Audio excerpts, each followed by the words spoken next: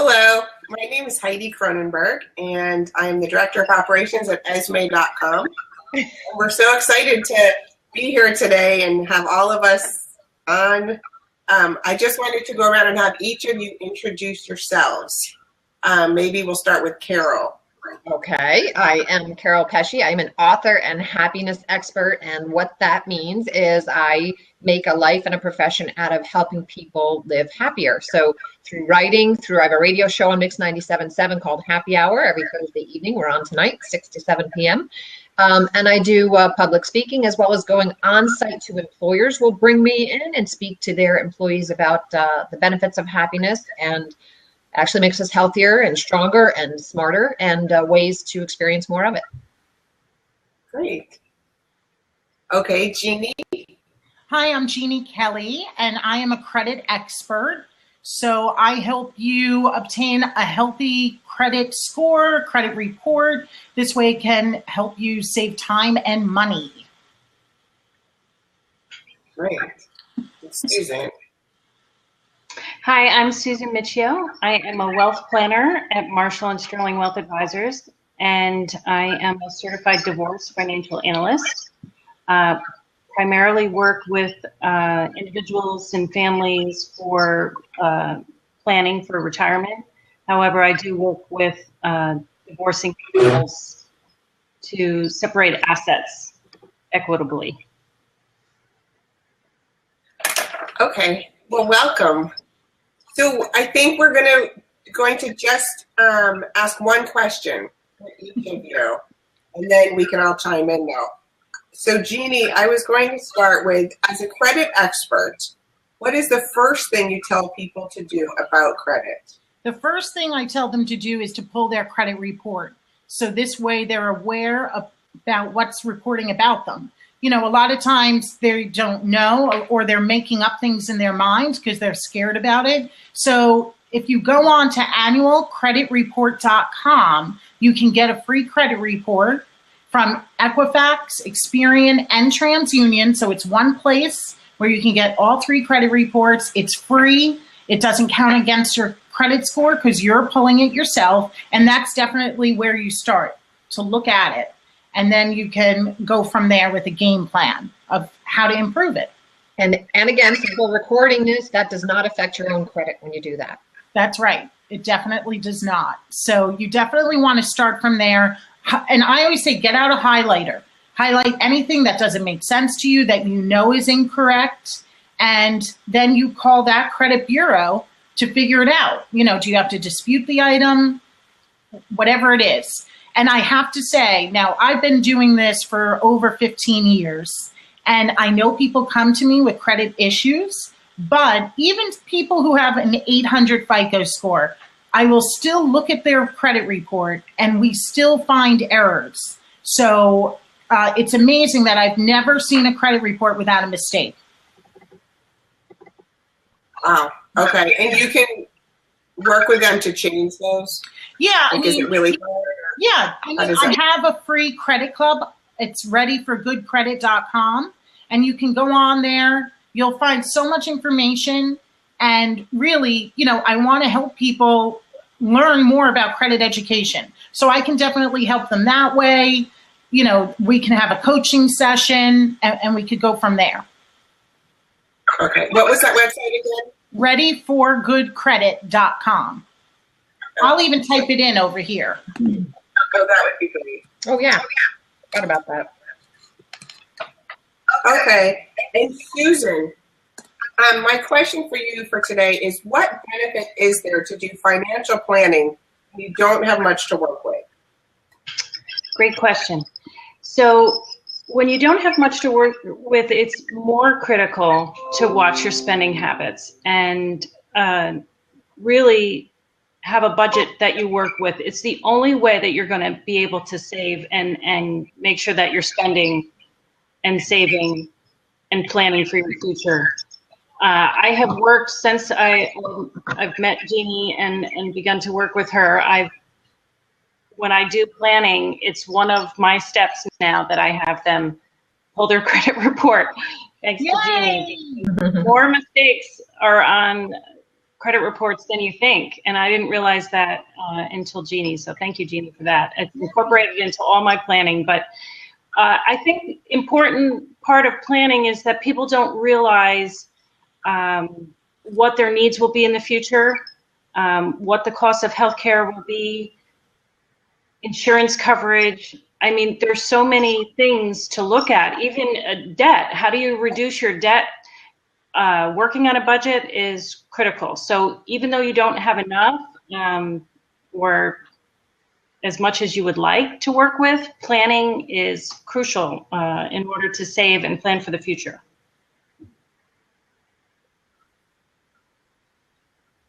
Okay, that's really good, because I know a lot of times you look at your finances and you're like, oh, I'm just going to max out everything, like you're living paycheck to paycheck. So to figure out why to sit down. I think for Susan, the big difference is I think many of us are accustomed to what's immediately in our face. Like, we just need to pay this bill this month. We've got to have groceries. We got to have this. And it's so critical, because we're going to be around a while, hopefully, to also have a long-term view, to not only look at what we're facing immediately, but what do we want tomorrow, 10 years, 15 years, 20 years from now to look like? What do we want our lives to look like? Because everything begins with the idea. Everything begins with how we see it. And working with somebody like Susan earlier than later, and having the vision of what you want to look like later helps you make those decisions now to get there. And I'm finding more young couples coming and starting that planning process earlier. And it helps them analyze their spending, and maybe they don't make that trip to the coffee shop every morning, and that money goes into savings. Every little bit helps, and the earlier you start, the better off, as Carol said, you'll be later on. Susan, what's your website? Maybe type your website in there. Can you see where you can do that? I'm afraid to. Or you can just tell us, we can type it in for you. Marshall and Sterling Wealth Advisors. MS, is it ms-wealth? ms-wealth.com.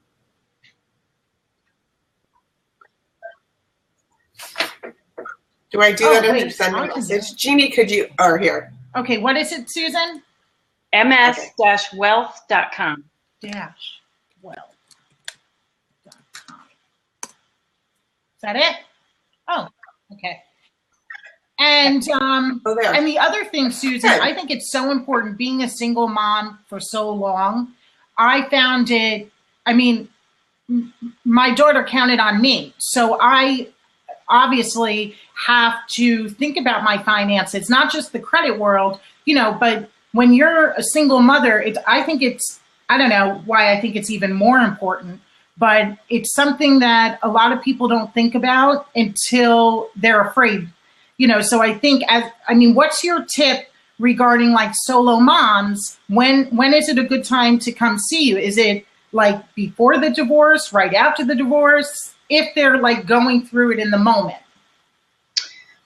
Another good question. I, being a divorce financial analyst, would recommend prior to the divorce, because one of the things we do as financial neutral in a divorce case is show scenarios of different settlements, of what that might look like, and project that out for 20 years.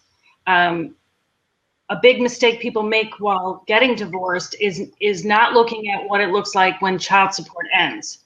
Who's going to buy that first car when the child's away at school?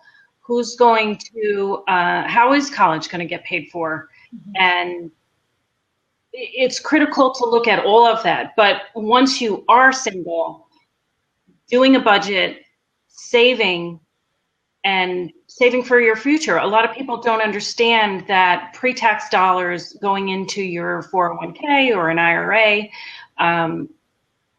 hurts less than you think, because it's pre-tax dollars. Yeah, the after-tax savings is not as beneficial as prior to tax. So the earlier you start planning, the better. Living on a budget. I've been a solo mom for a long time now. I have a 20-year-old and a 17-year-old, and I wasn't afraid to share with them the finances. And I'm sorry, you can't have that new pair of jeans this month, but here you start saving your allowance and you'll get there. And it's no different for adults. We have to budget and plan for savings. Mm-hmm. Yeah. Prior to paying bills. Pay yourself first. We've all heard that before. That is great. That was so fabulous. Pay yourself first. It's just like one of those things. I'm a solo mom too, and that's just something that you have that guilt, and you want to take care of your kid, and you want your kid to have those genes, or you want everything, and so just to keep in your head, pay yourself first.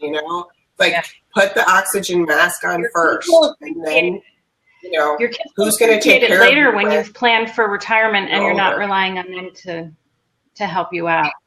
And it's funny, exactly. It's like in that book, Richest Man of Babylon, where he says it's so like 10%, let's say, if you start that way, you don't even realize the 10%. Somehow, even people who live paycheck to paycheck, when you say, and again, I'm not a financial advisor, I'm just talking to my girlfriends. If I say, hey, put 10% away first, and they're like, but I can hardly pay the bills now. It's amazing when they start doing it and they realize I can somehow do this. I'm not really missing that 10%. And then 3 months later, they look and they're proud of themselves, and then maybe they get addicted, Susan, and say, hey, what can I do with this? Now, I can do this. Maybe I'll do more than 10% because they can see the benefit of it. So even small baby steps, Yes.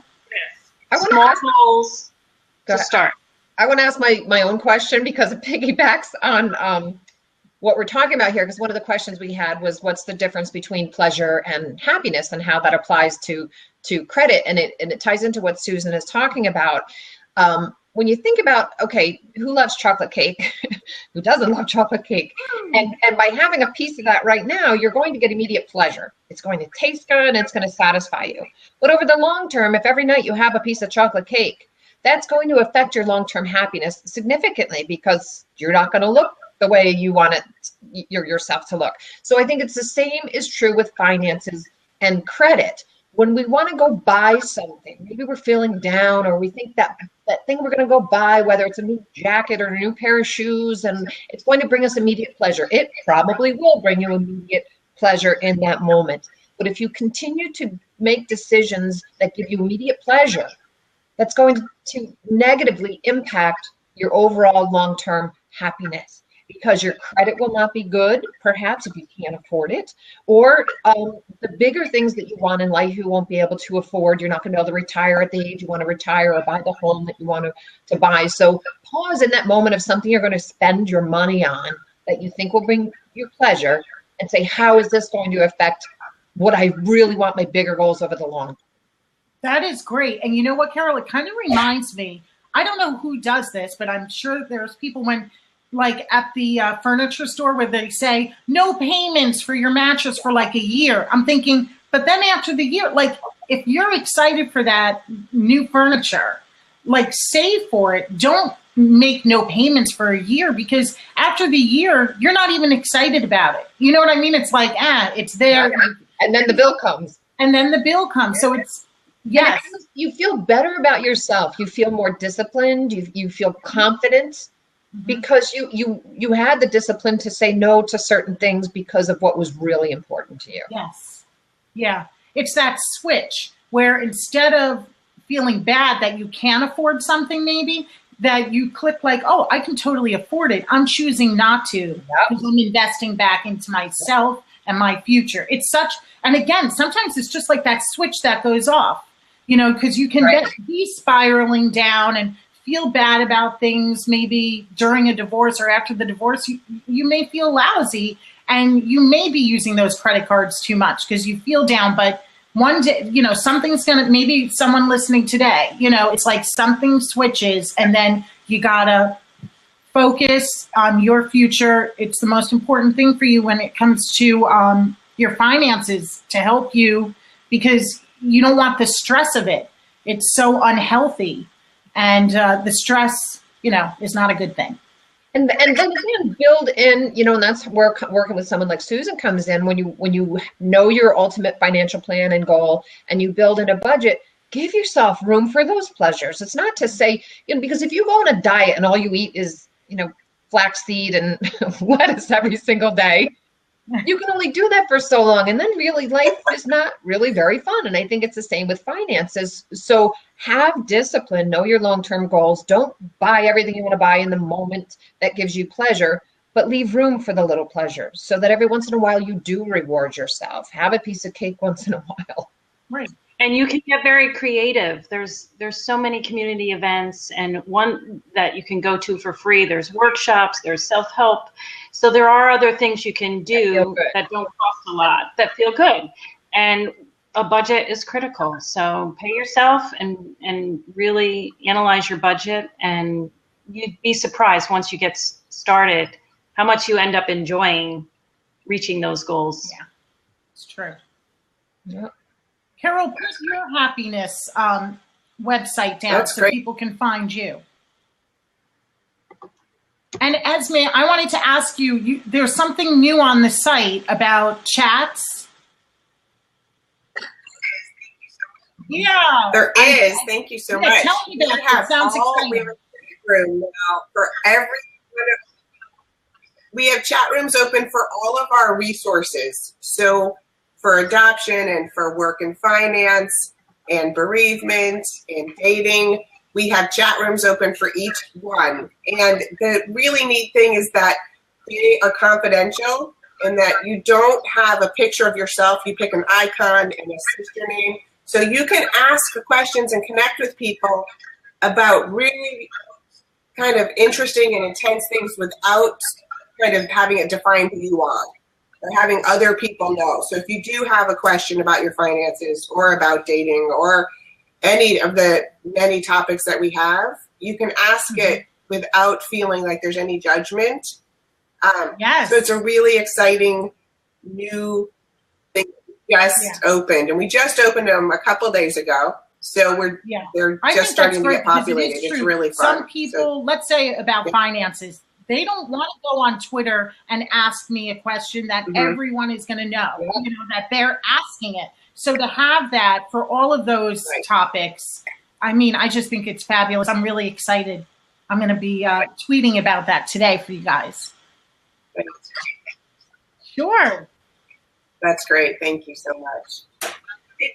Carol, you know, we kind of touched on a lot of the different questions, actually, just in conversation. I was going to ask you specifically about what role does fear play with credit? And sure. I don't know if you want to touch on that a little bit more. Anything that we're afraid of, we tend to avoid. I think it's a normal human behavior. But the more we avoid something that we're afraid of, the more we actually magnify it in our mind. And it becomes bigger and scarier, kind of like the imaginary monster under our bed when we were little kids. And we would sit there, we'd heard a creak or something, and we would imagine it was going to come, and we'd just burrow further and further under our covers, or maybe eventually flip them back and go run and find mom. But the same is with your credit. If you think, oh, my credit is just a mess, and you avoid it out of fear that you're ever going to figure it out, it's only going to get worse. And the fear goes away when you face it, when you get a good picture, when you know what your monster looks like. So if you're fearful of your credit, it's not where you want it to be, take Jeannie's advice and start somewhere by getting the picture of where it is. Get your credit report, know what it is, and then decide, well, what do I want it to look like? And then educate yourself. Get Jeannie's book, the 90-Day Credit Challenge. It shows you step by step exactly what to do. So when you have a plan and you have clarity and you know what it is you need to do, all of a sudden then the fear goes away. It's getting clarity. It's understanding what you need to do and what your goal is. So true.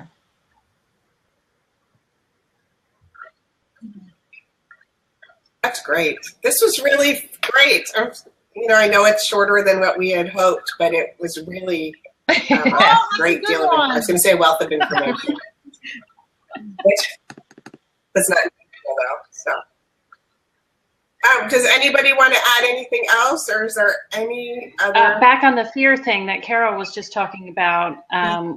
Many people have a fear of living on a budget, but just try it.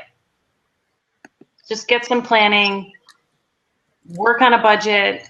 Once you're there, you're going to feel a whole lot better. I think having a budget and sticking to it gives you tremendous confidence, and like you just said, I think it alleviates the fear. Mm-hmm. Yeah. And I would think, Susan, when people are coming to you initially, if they're thinking about getting divorced and there's so much fear about how am I going to live on my own, what's it going to look like? Can I have a budget? How will the finances come together? That's a huge. Absolutely. And that's exactly what we dive into. What will that future budget look like, and what income's coming in, and where can you shave expenses? And yeah, we settle that fear down by showing them scenarios with different outcomes and projections.